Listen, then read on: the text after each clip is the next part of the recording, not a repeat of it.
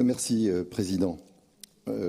Chers collègues, nous voudrions vous faire partager la réflexion de notre groupe Les Républicains au sujet de cette délibération.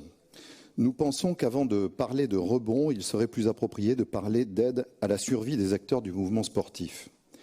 Une enquête de la semaine dernière, et vous venez d'ailleurs d'y faire allusion, Nathalie, diligentée par le Comité national olympique et sportif français, révèle qu'en raison de l'épidémie, la perte estimée de licenciés est de 26, vous avez cité 30%, on ne va pas chipoter bien sûr, puisqu'elle est estimée, et la perte économique est de 376 millions d'euros.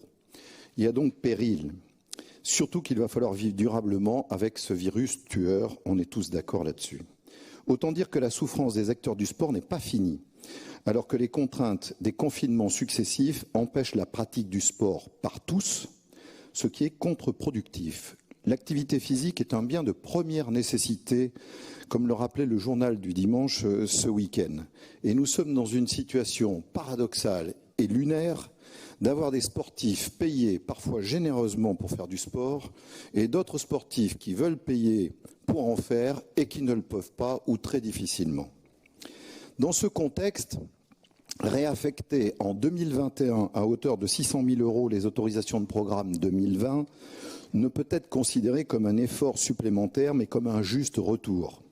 Retour, somme toute modeste, car cette somme redistribuée au profit de 90 têtes de réseau et de 90 clubs du dispositif Club Amateur Élite représente en moyenne pour chacun environ 3 333 €.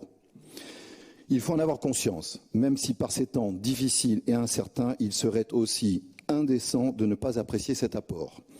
Il ne créera toutefois pas les conditions d'un rebond. Pour envisager un rebond, il va falloir engager une réflexion raisonnable et raisonnée. Raisonnable, car ce n'est pas à coup de perfusion d'argent public que l'on va créer des conditions de la croissance qui seule nous préservera d'une lente agonie de l'économie. L'exemple japonais est là pour nous le rappeler. Gardons-nous donc de soviétiser l'économie, surtout en créant de la monnaie à partir de rien. Une réflexion raisonnée qui doit se construire à partir du constat que la Covid-19 est révélatrice des dysfonctionnements du sport élite, amateur et professionnel, lequel consomme en investissement et fonctionnement plus de 80% du budget 2020 de la région consacré au sport. Or, le sport pro, plus particulièrement, doit se soumettre à une introspection lucide et revoir son modèle économique trop fragile, lequel place de nombreux clubs dans une situation particulièrement délicate. Depuis des années, le sport pro est engagé dans une fuite en avant qu'une institution comme la nôtre ne peut pas encourager.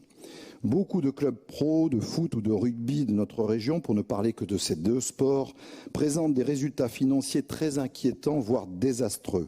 À commencer par les Girondins de Bordeaux, dont le bilan est en rouge. Au cœur de la saison 2018-2019, le club a accusé 25 millions de déficit. On craint évidemment le pire pour la saison 2020-2021. Et les contribuables ne doivent pas être appelés à mettre la main à la poche pour payer la facture des dérives du sport business, entretenues par des dirigeants pris de la folie des grandeurs ou uniquement motivés par des objectifs de financiarisation. Ne les sauvons pas de leurs excès, ne prêtons pas notre concours à la création de bulles spéculatives qui peuvent crever à tout moment. Or, si l'on regarde le pilier sport du budget 2020, articulé autour de 5 objectifs, attardons-nous sur le dernier, intitulé « Un territoire qui gagne », lequel concerne les clubs élites et le sport professionnel. Sommes-nous bien sûrs que c'est un sport qui gagne et qui fasse gagner notre territoire? Parlons-nous de la fierté de revendiquer des victoires sportives ou d'une valorisation par les valeurs que ce sport véhicule? Sur ce deuxième volet, nous ne pouvons pas y trouver notre compte. Certes, parmi les arguments motivant votre politique, vous prenez soin de préciser que la région veut accompagner ces clubs dans une réflexion sur l'évolution de leur modèle économique. C'est évidemment une bonne intention, à la condition qu'elle ne reste pas incantatoire. Quels progrès dans ce sens ont-ils été accomplis en 2020 ? Pour parler de rebond, c'est une vraie révolution qui doit être envisagée dans le sport pro, à commencer par la fin de la surenchère sur les salaires des joueurs. voir à ce sujet l'excellent article de Sud-Ouest du 6 novembre dernier dans le rugby, qui rappelle que le rugby pro a fabriqué plus de chômeurs que le sport amateur.